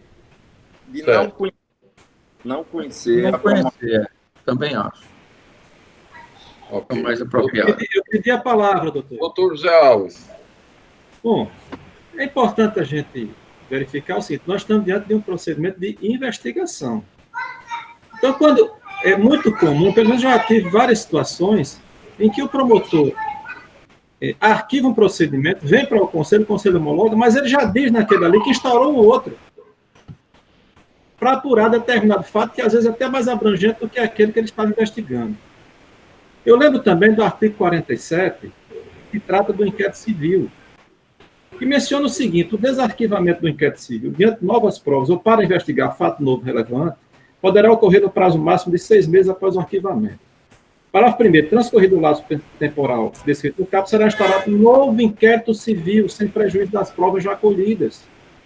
Então, essa possibilidade de desarquivamento, ela está prevista no inquérito civil. Então, se o promotor ele pode arquivar, e já disse que instaurou outro procedimento, em razão daquela matéria, ele entender que é inservível nesse procedimento, eu não vejo problema nenhum com relação à homologação da promoção de arquivamento. E digo mais, essa questão de não conhecimento, ela tem que ser reavaliada pelo Conselho, nós temos que debater mais profundamente. Porque não há previsão na Lei da Ação Civil Pública de não conhecimento de uma matéria submetida ao Conselho Superior. Nós criamos esse não conhecimento em algumas situações por entender que aquela situação não era caso de atuação do Ministério Público, ou uma situação que não deveria ser encaminhada como a notícia de fato, que não houve recurso, mas é uma matéria que deve ser revista. O próprio doutor Herbert me mencionou, e eu não pesquisei ainda a matéria, de que o Rio de Janeiro, por exemplo, todo que é submetido ao Conselho é conhecido e analisado. Então, me parece que essa questão do não conhecimento deve ser analisada com muita restrição, com muito cuidado, e não com ampliação da matéria. Porque o Conselho é um órgão revisional. Então, se o Conselho não conhece, ele não analisou, ele não reviu, ele não fez a revisão que ele deveria ter feito. Então, acho que essa matéria a gente tem que aprofundar essa discussão, e nesse caso específico, eu entendo como a revisora, entendendo que o artigo 17 é sim a regra a ser aplicada, mas o promotor já disse, como os colegas já disseram aqui, mencionaram, ele entende que aquela matéria é inservível para ele. Por que nós vamos dizer que deve ser né? ou não? Então, me parece que o mais acertado nesse caso é acompanhar o que a revisora doutora Merian está mencionando, pela homologação, e o promotor já informou que instaurou um procedimento que está em curso, que é com provas novas, que ele está analisando a matéria. Só isso, excelência. Perfeito, doutor Zé Alves. Então, vamos escolher os votos. Como vota doutor Braz? Vamos ficar claro o seguinte, Zé Alves falou que seja uma investigação mais abrangente, mas parece que não é isso. O objeto parece ser o mesmo, o objeto da investigação, não há uma maior ou menor. Não, eu citei, doutor Braz, eu citei. Dando exemplo. Como exemplo, eu não estou dizendo que é o caso. Não, mas o caso concreto e sob análise parece que não se refere ou não se identifica com essa situação, não. Entendeu? O caso aí é que houve uma investigação já remota, né, de algum tempo, e ele um outro procedimento que ali investiga, pelo menos tem o mesmo objeto, ou se direciona a investigar o mesmo fato, só que ele considerou agora, atualmente, ou recentemente, que não presta aquelas provas, né, colhidas ou o resultado daquela investigação inicialmente instaurada, não serve mais, em virtude de já ter outra mais avançada, mais adiantada, sei lá.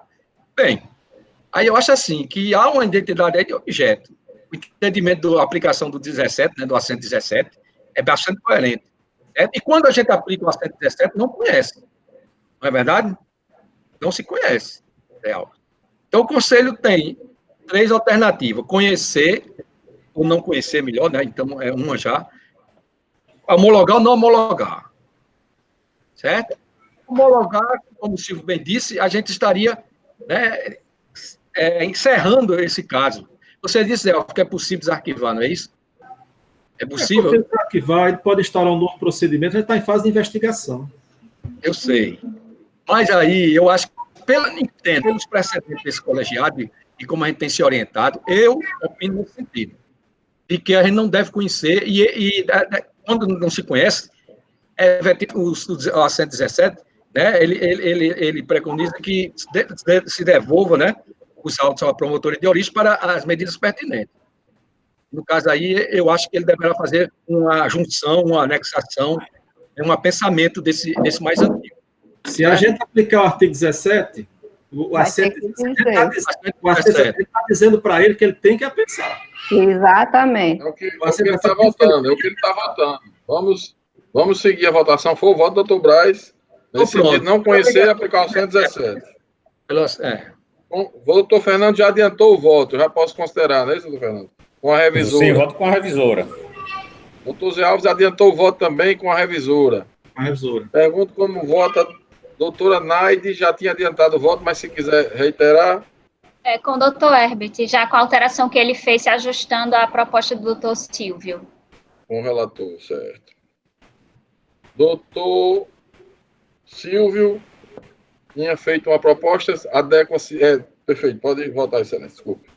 Doutor Eudo, pelo meu conhecimento, mas apenas fazer uma observação em relação à ponderação do doutor Zé Alves, de que, como tem a hipótese do desarquivamento, isso reforçaria a possibilidade de arquivar algo que está em curso, uma investigação em curso. O desarquivamento ele tem uma fundamentação especial, com fatos novos, ou seja, tem todo um argumento construído para ocorrer o desarquivamento.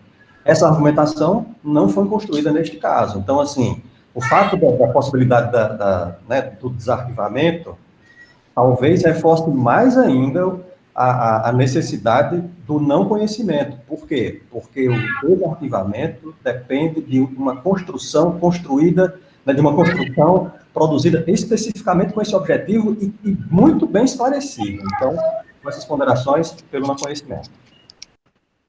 Doutor Anísio. Eu também defendo que, como órgão de revisão, que é o nosso Conselho Superior, raríssimas exceções, em casos muito fechados, o Conselho não deve não conhecer da matéria, porque, na verdade, a gente tem esse órgão como órgão de segundo grau dentro da questão dos procedimentos e do inquérito civil, e que nós devemos fazer esse controle, essa revisão de qualidade. Assistir a tese realmente são, de certa forma, apaixonantes, tanto a trazida pelo doutor Epo quanto a doutora Miriam, e por uma questão do meu voto, que eu pude deduzir, na verdade é que nós se vai estar aqui. E o promotor que está presidindo, ele já verifica que aquele material é inservível. Então, eu acho que seria pedindo vênia contra a do feito e a gente querer insistir em devolver isso para dentro do inquérito. Não tem mais nenhuma finalidade. Ele não verificou, o outro é mais abrangente e, portanto, plenas condições de ele continuar na linha dele de investigação. Então, por que nós iríamos mandar novamente isso para dentro se aquele que está conduzindo já verificou e ao nosso sentir ele não se presta mais? Então, realmente, eu não apoio o artigo 17 deste caso, eu me rendo à tese de que nós devemos realmente conhecer e, consequentemente, homologar para que este caso aí esteja encerrado, evidentemente, sem prejuízo do que possa ocorrer na investigação que segue, que é muito mais abrangente. Então, eu voto com a divergência da revisora. Pois não, Excelência. Como vota doutora Lourdes? Excelência, eu vou me render às novas argumentações. É muito bom o colegiado por isso, porque a gente pode ouvir, né, as mais diversas posições. E, nesse caso, tendo o próprio relator enveredado pelo não conhecimento, com o qual eu discordo, eu vou acompanhar a revisora pela homologação desse material, que realmente vai ficar inservível e não adianta juntar, nem o colégio ficar sem uma manifestação, se sabe que foi feita em algum tempo uma investigação sobre essa parte que ele disse que não mais persiste interesse. Perdeu o sentido para esse, tanto por ela ter ficado defasada, como por não ter mais nenhum respaldo para aquele novo que ele está instaurando, que tem um outro objeto. Então, eu me rendo às argumentações e acompanho a divergência da revisora. Perfeito. Doutora Miriam foi quem instalou a divergência. Doutora Carla, como vota? Eu voto com o relator, Excelência, aplicando o assento, porque, pelo que eu compreendi da discussão, o objeto persiste, apenas as provas que são mais atualizadas, essa do novo inquérito, mas o objeto é o mesmo, o objeto persiste, com provas antigas e provas novas. Então, eu não homologo também aplicando o assento.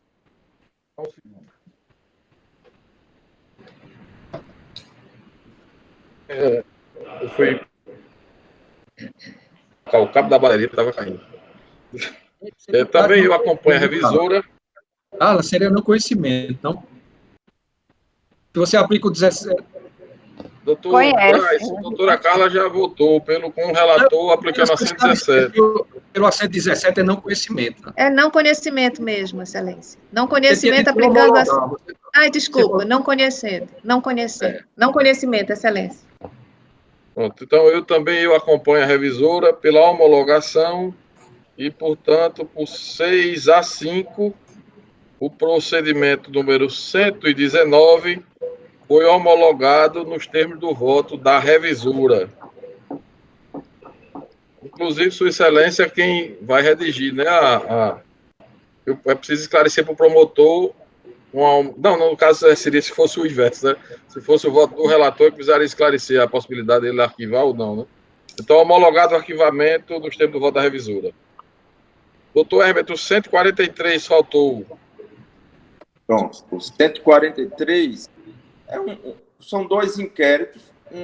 Esse inquérito é de 2017 e já existia um inquérito de 2015 para apurar o transporte escolar, o mau serviço ou a falta de transporte escolar pela prefeitura do município de Triunfo Potiguar. Então, nesse caso, o voto foi pela aplicação do 117 e para que possa prosseguir esse procedimento, seja anexado, seja pensado ao anterior, ao mais antigo.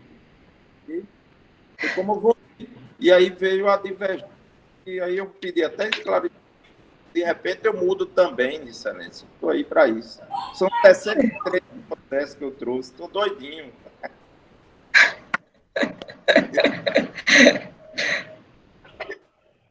Mas vamos lá. Doutora Miriam, gostaria de... Tesoura aí.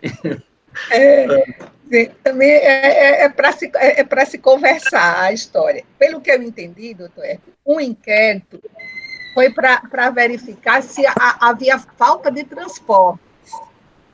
E aí isso foi superado. E um outro foi para ver a manutenção destes veículos. A frota estava velha, estava com problemas, estava de conserto, seria outro objetivo. Esse outro inquérito instaurado era com outro objeto. Então, eu entendi, no caso, que a gente... Porque tudo isso, porque os alunos estavam sendo prejudicados, porque não havia frequência com relação ao transporte. Eita, agora está sem som, sem nada. Estamos lhe ouvindo, Herbert. Nós estamos lhe ouvindo, doutor. Nós estamos lhe ouvindo, Herbert. Então, o que é que acontece? Dois tratam, um fala de frota, o prefeito que disse, o problema é que são procedimentos que se arrastam nas promotorias e não se tem conclusão. Os fatos vão acontecendo, a pressão dos usuários aqui, no caso, das crianças que precisam do transporte escolar, vão sendo alteradas de ano após ano, a má prestação de serviço, a falta do serviço é voltada para o transporte dessas crianças. E é isso, por isso que eu entendi de aplicar esse assento, independente. Não está funcionando porque tem ônibus quebrado, não está funcionando porque... Licença, doutor. Porque não existia transporte de qualidade nenhuma. Estava havendo falha nesse transporte, não havia o transporte. Aí foi instaurado um inquérito para apurar isso. Depois, houve transporte, apareceram ônibus, tudo, só que com problemas, com dificuldades, de conserto. Aí foi instaurado outro inquérito. Objetos diversos, né? Eu entendo que tudo seria objetos diversos. Então, a gente inseria e homologaria esse da falta de transporte, enquanto estava tramitando esse outro das condições do transporte, que para mim seria outro objeto. Não sei se foi exatamente assim que eu entendi, se era dessa forma, doutor. Porque os dois, qual a finalidade dos dois? Qual a finalidade? Não é o transporte... mas inicialmente, porque não existia transporte nenhum, não tinha transporte. O objeto de cada um. Qual é o objeto de cada um na investigação? Os objetos são diferentes. Pois é, isso é diverso, aí que está o problema. Tanto é que ele instaurou dois, né? Exato. Um era porque não tinha o serviço. Para o relator, isso é um objeto idêntico. Para a revisora, são diversos. Pronto, eu acho que é para esclarecer melhor essa questão. Se puder ler o objeto da investigação. Ficar aqui, doutor Zé Alves. No direito administrativo, a gente fala de falta do serviço da administração e falha do serviço. As investigações envolvem essas duas hipóteses. E quem é prejudicado é quem precisa do transporte escolar. Então, daí porque eu entendo que é melhor juntar essas duas investigações para ver se tem um resultado. Só isso. Nada de complicação. Doutor, eu pedi só uma gentileza. Eu não estou com os autos aqui. Se pudesse ler aquela emendazinha do objeto da investigação de cada um, eu agradeceria. Somente isso. Eu não estou com os autos aqui. Eu também não estava, doutor Zé Alves. A gente tem só o voto e a promoção, eu não entrei na... Parece que ficou bem claro o seguinte: o objeto do primeiro procedimento, o procedimento foi instaurado inicialmente, teria se exaurido com a normalização, né, oferta do serviço, não é isso não, Miriam? Sim. Isso. Aí, a posteriori, foi instaurado um outro procedimento. É o primeiro. A qualidade, né, desse serviço. A omissão no serviço. Então, teria se exaurido realmente em relação à primeira investigação, uma normalização da oferta do serviço. E o outro? O outro teria a qualidade, a manutenção desse transporte. Deixa eu colocar aqui na tela para a gente ver. Um é a omissão da prefeitura em fornecer o transporte, e o outro? Qualidade, Zé, a manutenção. A falta de condições de transporte, era de má qualidade do transporte. A manutenção. Entendeu? Olha, vamos lá. A manutenção da frota. O item 5 do relatório está bem claro, diz aí, devido à oficial, a diretora da escola, que reclamou inicialmente, em 11 de setembro de 2018, diz que a oferta de transporte escolar para a rede estadual foi regularizada ainda em março de 2017. Entretanto, em 2018, está apresentando novos problemas, tendo recebido várias reclamações dos pais. Ou seja, é a omissão e também qual o motivo da omissão do município? Pode ser essa quebra da frota, a dificuldade de manutenção da frota, certo? A minha preocupação, e aí no item 5 do relatório diz bem, é com relação a haver ainda reclamações da falha do serviço, seja por falta, seja por falha do serviço. Para mim está claro, são dois objetos diferentes, era isso que eu queria saber. Um é falta, outro é falha. Isso. Aí, o relator entende que aí né, uma simbiose, sei lá, uma semelhante. Do PJE, do MP Virtual, eu estou sem os autos também. Mas precisaria transcrever todos os nossos votos, a gente precisa transcrever o objeto de cada. Então, tá, certo? Eu trabalhei com 63 procedimentos, fora os 240 e pouco apelativos, os mandados de segurança, os habeas corpus e os agravos.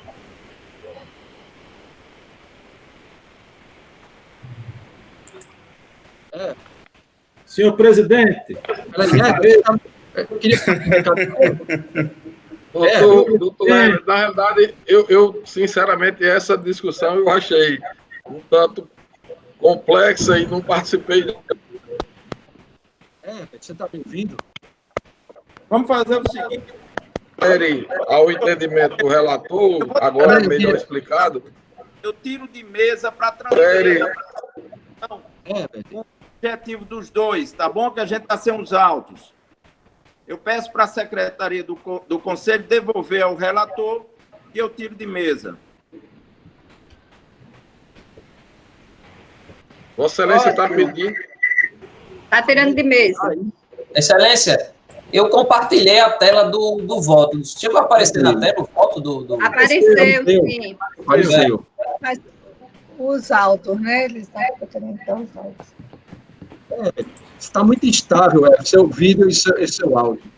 Faça o seguinte, vá na energia, aí onde tem a barrinha da bateria, sabe? E aumente aí sua capacidade da energia da bateria. Coloca um cabo de internet. Muito baixo, fica com dificuldade, você vai ficar com esse problema. Entendeu? Não, eu acho que a questão foi retirado de mesa. Eu acho que está superado a discussão. Eu aumentei isso aí, essa energia da bateria. Vamos prosseguir, então, com o julgamento. O processo número 143 está retirado de mesa e, portanto, eu pergunto aos demais conselheiros se dos números 82 a 144, excluindo os já julgados 104, 119, 123 e o retirado 143, se há algum destaque, observação. Não havendo, então, aprovados os demais nos termos do voto do relator.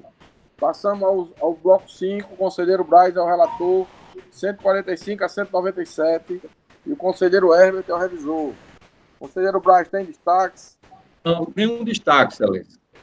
Doutor Herbert tem destaques? Nenhum destaque, excelência. Nenhum destaque. Pergunta aos demais conselheiros se do 145 a 197 há destaques. Não havendo, então, aprovados à unanimidade do termo do voto do relator. Bloco 6, conselheiro Fernando Vasconcelos é o relator, 198 a 227, conselheiro Braz e revisor. O relator tem destaques? Não, Excelência. Revisor tem destaques? Igualmente, sem um destaque. Questionam os demais conselheiros se do 198 a 227 tem destaques, observações ou divergências. Não havendo, então, aprovados a unanimidade os termos do voto do relator. Passemos ao bloco 7. Conselheiro Zé Alves é o relator, 228 a 252. E o revisor é o conselheiro Fernando Vasconcelos. Doutor Zé Alves tem destaque? Não, Excelência. Doutor Fernando? Sem destaques. Demais conselheiros do 228 a 252, destaque, divergência ou observação.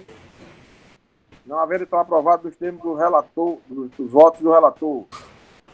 Bloco 8, conselheira Naide é a relatora, 253 a 264, conselheiro Zé Alves é o revisor. A relatora tem destaques? Só uma, Excelência. No inquérito civil 113, 2016, 000491. Embora seja inquérito civil, a matéria tratada é de procedimento administrativo. Esclarecer, doutora Nath, que é o número 256 da pauta. Ah, tá, eu estava olhando só o número do inquérito. Pronto, 200 pauta. Embora seja um inquérito civil, a matéria é de acompanhamento de política pública. Então, em razão disso... Oi? O número de ordem qual é mesmo? Na pauta? 256. O voto foi pelo não conhecimento. E foi pelo não conhecimento justamente porque a matéria tratada era matéria própria de procedimento administrativo. Então, é porque o promotor errou a não converter o feito, porque ele deveria ter convertido o feito, que é de acompanhamento de política pública em PA, não é porque ele não fez essa conversão que a gente vai chegar aqui e homologar. Então, o voto foi pelo não conhecimento. Ok. Há um ponto de vista. Só uma observação. Doutor Zé Alves. Doutor, eu fiz essa análise juntamente com a doutora Naide, e é importante que o Conselho se debruce essa matéria, eu chamo a atenção do Conselho para isso. Em várias situações, tive uns 3 ou 4 casos em que essa matéria foi submetida, eu entendi pela homologação.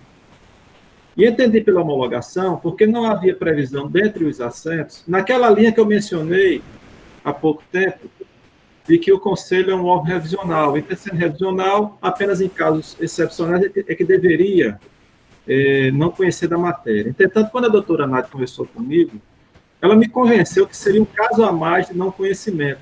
E eu sugeri, inclusive, a edição de um assento para que ficasse clara a matéria. Como ela bem mencionou, a situação é de um inquérito civil, submetido à apreciação do Conselho, em que, no curso desse procedimento, o Ministério Público entendeu que a matéria tratava de política pública.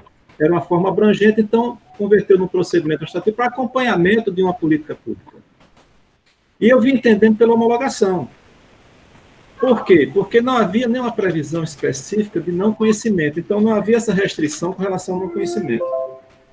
Entretanto, eu concordei com as razões que a doutora Naide mencionou, me expôs, porque, de fato, se nós estivéssemos homologando a promoção de arquivamento, nós estaríamos esquecendo que aquela matéria não deveria ter sido tratada naquele procedimento, e sim em outro, porque deveria ser matéria de procedimento administrativo.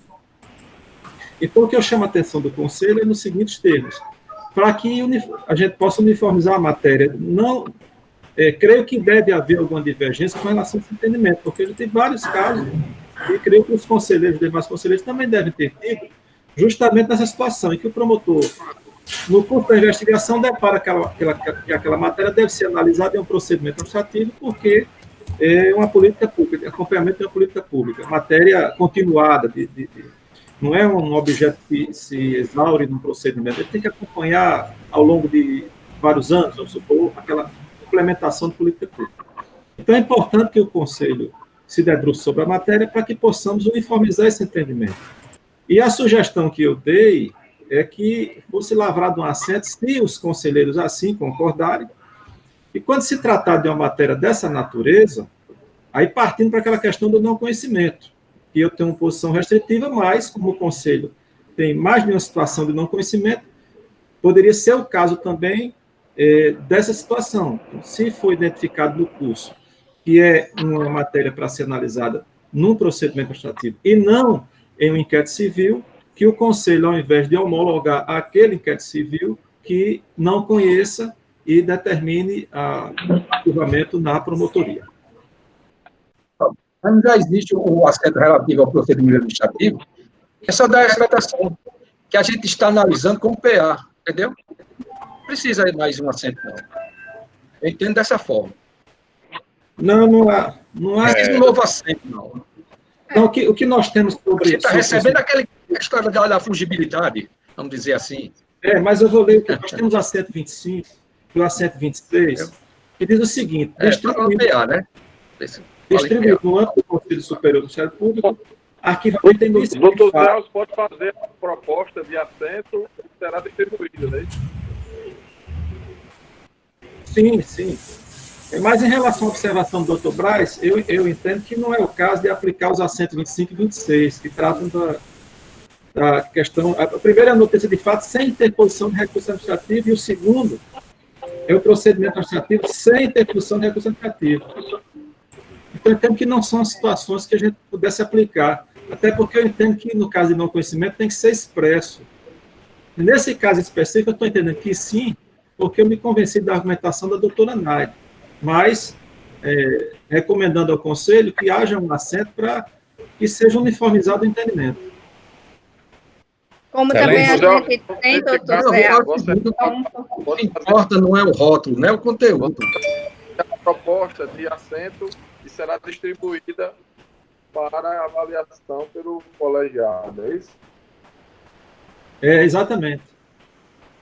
Excelência. Perfeito. Doutor Fernando. Excelência. Não, não tem uma divergência não, quanto ao voto, apenas me associando à preocupação aí do doutor Zé Alves, porque essa matéria realmente ela provoca aqui do Conselho algumas decisões contraditórias, né? Nessa área de políticas públicas. Por exemplo, hoje mesmo a gente homologou aqui, certamente, né, inquéritos civis ou notícias de fato relacionadas a políticas públicas, por exemplo, falta de medicamentos, impostos de saúde, aqueles medicamentos obrigatórios que estão inseridos na política pública de saúde, né? Então, a gente precisa, de fato, ter um posicionamento, digamos assim, padronizado para que os colegas que estão lá na primeira instância, presidindo esses inquéritos, possam, né, ter uma segurança de como proceder, né? Porque, de fato, tecnicamente, nenhuma divergência com relação ao voto, mas a minha preocupação é a gente definir, né, todas as situações, né, pelo menos em alguns casos, né, o que for possível, que seja esse entendimento para que a gente não tenha homologação em um e não conhecimento em outro. Mas o voto, nenhuma divergência. Só queria acrescentar algo também, que a gente tem visto muitas investigações nas notícias de fato, que não são procedimentos investigatórios, não é uma modalidade de investigação. E nós só temos o PP e o inquérito civil, e as pessoas diligenciam à vontade e a gente acaba trazendo e homologa. Por quê? Porque a gente desconsidera a forma e fica vendo como um procedimento investigatório. Isso. Quando, na realidade, eles chamam de notícia de fato, seja na capital, seja no interior, até o final, e procedem com investigação e atos próprios de investigação. Então, assim, normas existem, né? Eu também concordo com a doutora Naide, que não é porque ele trouxe essa roupagem que a gente vai ter que homologar quando a matéria é puramente de acompanhamento, né? Não era uma investigação daquela situação, era acompanhamento mesmo, próprio de PA. Ok. Então, do 253 ao 264, feito já o destaque esclarecido do 256, o conselheiro tem algum destaque ou observação? Não havendo, então, aprovada a unanimidade do voto da relatora. Bloco 9, conselheiro Silvio Dantas. 265 a 288, a conselheira Nádia Revisora. Doutor Silvio, tem destaque? Excelência, destaque no 285, um erro material na publicação da pauta. Lá está como divulgação e, na verdade, é pelo não conhecimento. É só um erro material na publicação da pauta. Perfeito. É qual o número, desculpe? 285. 285. É não conhecimento, né? Corrigindo. Perfeito. Doutora Naide, tem destaque? Não, sem destaque, excelência. 65 a 288. Perfeito. Os demais conselheiros, do 265 a 288, considerando já a retificação do 285. Não havendo, então, aprovados à unanimidade nos termos do voto do relator. Algum conselheiro teria algum assunto institucional que pretenda ver incluído na nossa sessão? Excelência, eu quero só fazer um registro. Eu falei de número. No mês de agosto, nós trabalhamos com 348 processos judiciais e 63 processos do Conselho. Em julho, foram 313 judiciais, em junho, 270. Ou seja, a atuação judicial das procuradorias vem crescendo. É esse o registro. Perfeito, excelência. Bem consignado. Eu queria endossar essa pergunta. Algum conselheiro tem algum assunto adicional a ver? Eu, Braz. Doutor Braz. Não. É o seguinte, eu queria endossar esse apelo de Everton pela observação, assim, pela sensibilidade da instituição da chefia superior, porque é o seguinte, nós temos, eu, por exemplo, tenho uma estagiária, né, que fica nos processos do Conselho, auxiliando. Mas estou com déficit de uma outra que seria o do judicial, porque não foi renovado, né, o contrato, conforme as medidas adotadas, né, toda naquele projeto de contingenciamento. Então, eu queria saber, você prometeu o nosso MP residente, né, eu acho que até o fim do ano, foi isso? Em substituição ao segundo estagiário, não é isso? Portanto, a gente precisa acelerar esse processo, porque a gente está sofrendo com esse desfalque. Eu, pelo menos, estou sentindo muita dificuldade, porque eu só estou com estagiária, que está auxiliando no sexto judicial, e não tenho nenhum no judicial. E como o Herbert disse, a gente está, em média, recebendo entre 300% e 400% por mês no judicial. E perto de 100% no extra. Entendeu? Eu queria que a Vossa Excelência examinasse isso com carinho aí, com sensibilidade, para nos socorrer, tá bom? Está feito o registro, Excelência. A gente está reavaliando toda essa questão do estagiário, porque teve uma situação de um momento mais difícil, né, que foram suspensas todas as renovações, mas a gente já está considerando a possibilidade de reavaliar uma certa quantidade, aí vamos analisar cada situação, né, cada realidade e fazendo essas reposições, vamos chamar assim. Pode ficar certo que isso está sendo avaliado para toda a instituição. Pergunta aos demais conselheiros se ainda teria algum assunto institucional. Não havendo, então, desejo uma boa tarde a todos, uma outra semana. Até o nosso próximo encontro. Está encerrada, portanto, a nossa sessão. Grande abraço. Boa tarde, pessoal.